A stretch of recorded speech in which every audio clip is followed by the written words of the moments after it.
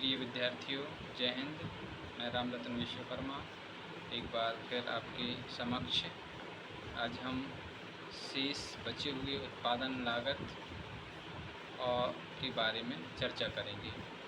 उत्पादन लागत में हम लोगों ने स्थिर लागत, परिवर्तनशील लागत, कुल लागत, औसत लागत और सीमांत लागत के बारे में हम पढ़ चुके हैं।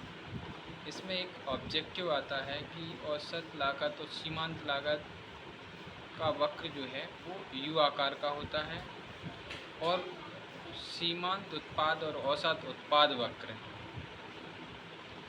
उल्टे यू के आकार का होता है। हम आज अल्पकालीन और दीर्घकालीन अवधारणा के बारे में भी पढ़ेंगे। अल्पकालीन अवधारणा से तात्पर्य है कि इसमें कुछ साधन स्थिर और कुछ साधन परिवर्तनशील होते हैं, अर्थात समयावधि बहुत कम होती है। इसी प्रकार दीर्घकालीन अवधारणा के अंतर्गत समस्त प्रकार के साधन परिवर्तनशील होते हैं। इसमें कोई भी साधन स्थिर नहीं होता है क्योंकि इसमें समयावधि बहुत लंबी होती है।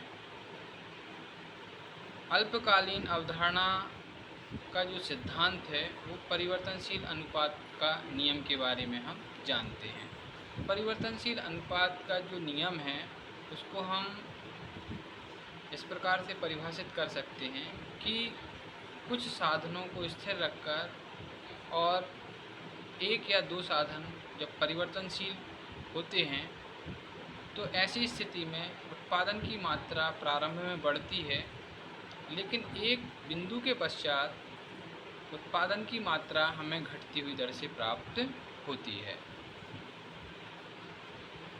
दीर्घकालीन अवधारणा के अंतर्गत पैमाने का प्रतिफल आता है, अर्थात इसमें उत्पादन के साधनों में समानुपातिक मात्रा में वृद्धि करते हैं और यदि उत्पादन की मात्रा अधिक प्राप्त होती है तो ये बढ़ते हुए पैमाने का प्रतिफल कहलाता है, और यदि वृद्धि बराबर होती है तो स्थिर पैमाने का प्रतिफल होता है, और यदि वृद्धि उत्पादन के साधनों में की गए समानुपातिक वृद्धि से कम है तो ये है पैमाने का ह्रास पैमाने का प्रतिफल कहा जाता है। इसके बाद हम देखें दूसरा प्रश्न है कि उत्पत्ति ह्रास नियम की क्रियाशीलता लागू होने के क्या कारण हैं। तो इसमें सबसे पहला कारण है साधनों की अविभाज्यता, अर्थात जब साधन को हम कई भागों में नहीं बांट पाते हैं, विभाजित कर पाते हैं और हम बड़े साधनों का प्रयोग करते हैं तो ऐसी स्थिति में उत्पादन की मात्रा तो बढ़ती है, साथ में लागतें भी बढ़ती हैं, तो उत्पत्ति ह्रास नियम क्रियाशील होता है। दूसरा है साधनों का परस्पर पूर्ण स्थानापन्न ना होना, अर्थात इसमें कुछ साधनों कुछ सीमा तक हम साधनों को एक दूसरे के स्थान पर प्रयोग कर सकते हैं, लेकिन ज़्यादा मात्रा में साधनों का स्थानापन्न करना संभव नहीं होता है। इस कारण से भी उत्पत्ति ह्रास नियम क्रियाशील होता है। तीसरा है एक से अधिक साधनों का स्थिर होना। जब उत्पादन के साधन एक से अधिक स्थिर हो जाते हैं और परिवर्तनशील कम होते हैं तो ऐसी स्थिति में उत्पादन की मात्रा भी कम प्राप्त होती है और लागतें क्या होती हैं, बढ़ती हैं।